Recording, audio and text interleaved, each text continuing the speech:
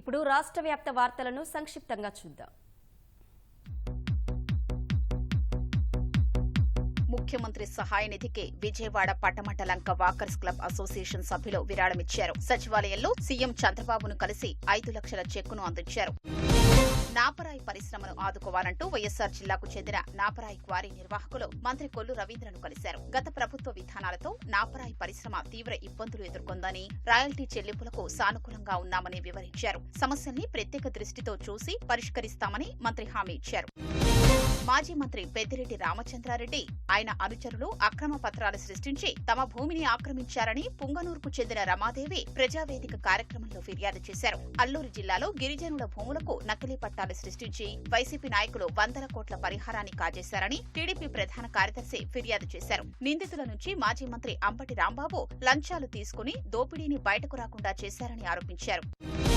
విజయవాడ పశ్చిమ నియోజకవర్గంలో పెద్ద సంఖ్యలో ముస్లింలు తెలుగుదేశం పార్టీలో చేరారు. గాలిబ్ షహీద్ దర్గా ప్రెసిడెంట్ మొహమ్మద్ ముస్తాక్ అహ్మద్ కి ఎంపీ కేసినేని శివనాథ్ కండువా కప్పి పార్టీలోకి ఆహ్వానించారు. అహ్మద్ కు మద్దతుగా మరో 200 మంది ముస్లింలు టీడీపీలో చేరారు.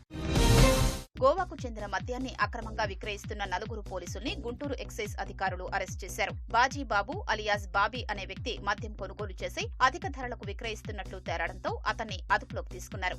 బైక్ ను సీజ్ చేశారు. మాజీ ముఖ్యమంత్రి జగన్ టిడ్కో ఇళ్ల లబ్దిదారుల గొంతు కోశారని పులివెందుల టీడీపీ పట్టణ అధ్యక్షుడు వెంకట్రామిరెడ్డి విమర్శించారు. వైసీపీ అధికారంలోకి వచ్చాక టిడ్కో ఇళ్లను రద్దు చేయడంతో లబ్దిదారులంతా రోడ్డున పడ్డారని ఆగ్రహం వ్యక్తం చేశారు. ఇక నుంచి పులివెందుల అభివృద్ధిని incharge B Tech Ravi, CM Chandrababu పరుగులు పెట్టిస్తారని చెప్పారు. తుపాను ప్రభావంతో కురిసిన వర్షాలకు పార్వతీపురం మన్యం జిల్లాలో పలుచోట్ల వరి కుప్పలు నేటికీ నీటిలోనే మగ్గుతున్నాయి. ఆరుగాలం శ్రమించి పండించిన పంటకు మొలకలు రావడంతో గిరిజన రైతులు కన్నీరు పెడుతున్నారు. పెట్టిన పెట్టుబడంతా నీటిపాలైందని వాపోతున్నారు. నారావారిపల్లె అభివృద్ధికి సమగ్ర ప్రణాళికల్ని తయారు చేయాలని ముఖ్యమంత్రి కార్యదర్శి ప్రద్యుమ్న తెలిపారు. నారావారిపల్లె అభివృద్ధి, నిర్మాణంలోని జాతీయ రహదారుల పురోగతి, శెట్టిపల్లి భూములు, జాతీయ రహదారుల భూసేకరణపై అధికారులకు దిశానిర్దేశం చేశారు. మైనార్టీల అభ్యున్నతికి కూటమి ప్రభుత్వం పెద్దపీట వేస్తోందని మైనార్టీ వ్యవహారాల ప్రభుత్వ సలహాదారు ఎంఏ షరీఫ్ వెల్లడించారు. వైసీపీ హయాంలో మైనారిటీ సంక్షేమం కుంటుపడిందని, కార్పొరేషన్ను నిర్వీర్యం చేశారన్నారు. అన్యాక్రాంతమైన వక్ఫ్ బోర్డు భూముల్ని చట్ట ప్రకారం వెనక్కి తీసుకునే చర్యలు చేపడతామన్నారు.